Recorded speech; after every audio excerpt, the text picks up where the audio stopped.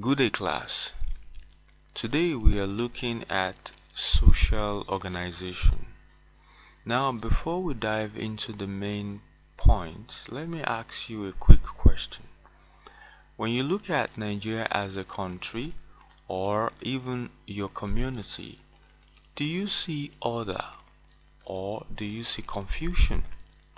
Some might say order because we have government, laws, schools, churches, mosques, families, markets, and so on and so forth, right? Others might say confusion because we see corruption, disunity, and conflict. But whether orderly or disorderly, one thing is true: human beings cannot live without organization. I'm Adefemi and I am your lecturer for today. Today we are looking at Module 3, Unit 1. And at the end of this unit, each student is expected to have better understanding of what is meant by social organization, levels of social organization, and finally the roles of individuals in social organization.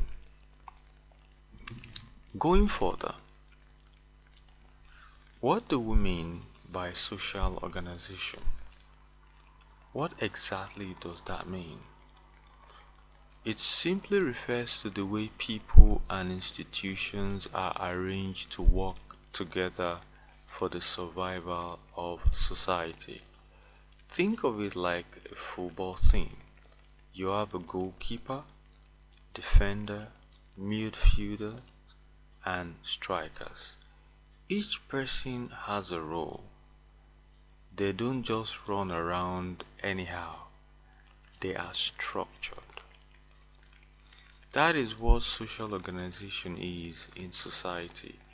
Everyone has a role, from parents in the family to teachers in the school to police officers on the road to politicians in government.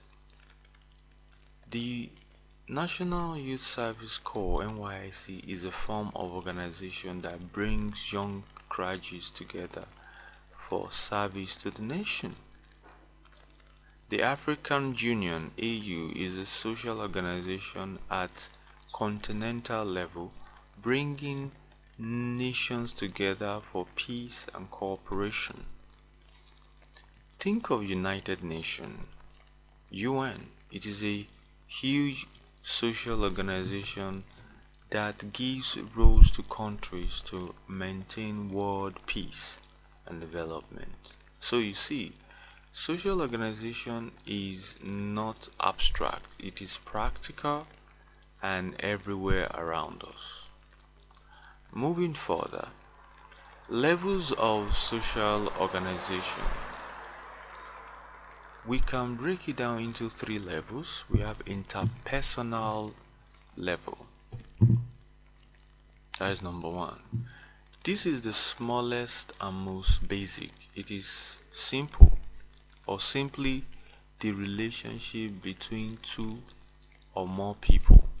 Example, you and your lecturer, me and you right now. A father and his children, a trader and a customer in Balogu market. This level is important because the way we relate to each other as individuals forms the foundation of larger organization. Number two, group level. Here we are talking about larger group of people with shared interests. For example, we have NLC, Nigerian Labour Congress. We have political parties like APC or PDP or even a church choir. You can think of groups like ECOWAS that brings West African countries together. So when groups are organized, they can solve problems. Or when disorganized, they can also cause conflict. For instance, think of how student unions sometimes organize peaceful protests. If not properly organized, those protests can turn violent. Then, number three, total societal level. This is the highest and the most complex level. It involves the entire society and how all institutions, family, school, religion, politics, economy, military interact together.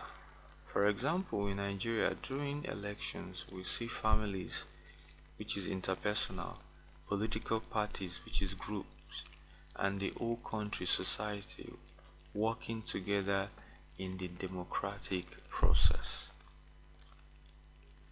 At during the COVID-19 pandemic era, COVID-19 pandemic made the entire world society act together through organization like World Health Organization. So that is for the levels of social organization. Number one, interpersonal level. Number two, group level. And number three, total societal level. So moving further, roles of individual in social organization. Now here is where you and I come in, because social organization is not just about institution, it's about you and me. Different people have different roles because we are not equally gifted. Some are leaders, some are followers, some are administrators, some are innovators. In government, we have the president, ministers, National Assembly members, judiciary, and the civil service, each with their role. In the military, there are generals, captains, soldiers, each with specific duty. In the school system, we have the principal, the vice principals, teachers, counselors, prefects, and students. All are role players. Alright. So, even in the family, the father, mother, and children all have roles that keep the family system functioning. This is why sociology says society is an organization of roles. When people abandon their roles, society suffers, society breaks down. For example, when politicians fail in their role of governance, we see corruption, insecurity, and poverty. But when people play their roles well, like during Nigerian fight against Ebola in 2014, we saw how doctors, nurses, journalists, government, and even ordinary citizens worked together, and Nigeria became one of the first African countries to defeat Ebola. That is the power of role in social organization. Okay, so additional points to take note in this topic, you know, um, now let me add some extra point, because social organization is not static, right? It is dynamic too. Society, it is dynamic. Society change over time. So from traditional village council in Africa to modern parliament, so we see society evolve, from that um, stage or level, from face-to-face market trading to digital platform like Jumia, Konga, and Flutterwave. Now, from extended family in rural Nigeria to nuclear family in cities like Lagos and Abuja. So all this shows that social organization is flexible and adapts to new reality. Okay, so that is by the way. In conclusion, Social organization is the arrangement of people and institutions to achieve societal goals. It has three levels. We say interpersonal, group, and societal. Then every individual is a role player in the society, and the smooth running of society depends on how we all play our role.